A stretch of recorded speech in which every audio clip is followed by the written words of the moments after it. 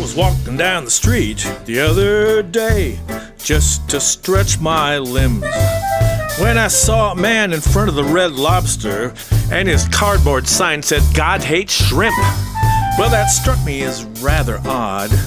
So I said to the guy, "Mister, what does that sign mean?" He said, "You better read the good book, son. Leviticus chapter 11, verses 9 through 13. And then he started singing, "God hates shrimp. God hates lobsters too. God hates crabs and prawns and crawdads. God hates oyster stew.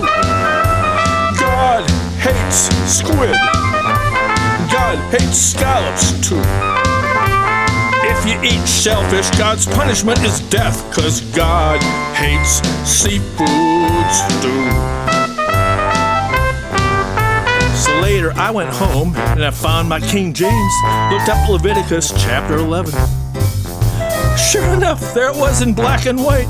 It says that eating shellfish was an abomination. Well, frankly, I kind of like eating scallops, and abomination, well, that word is pretty strong. But if you take Leviticus literally, I see why the man was singing his song. He was singing, "God hates shrimp.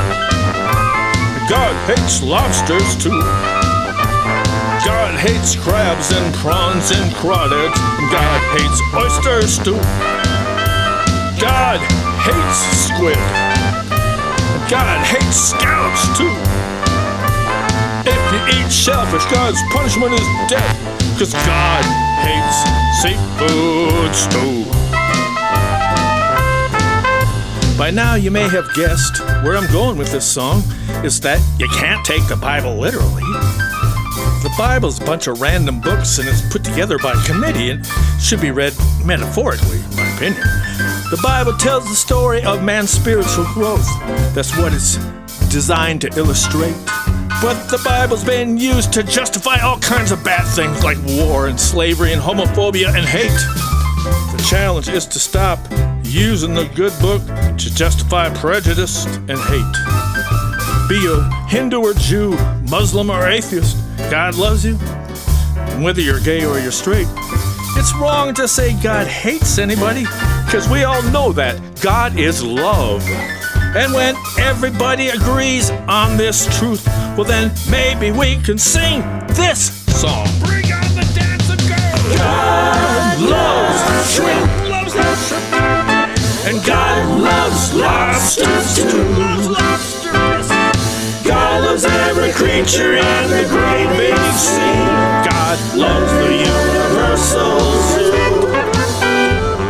And God loves clams. And God loves squid too.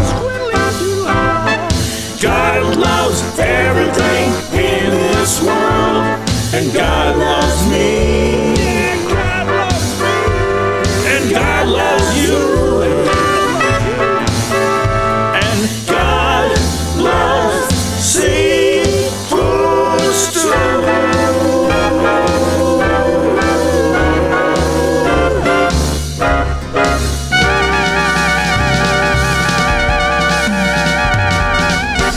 But God's not really all that big on sushi.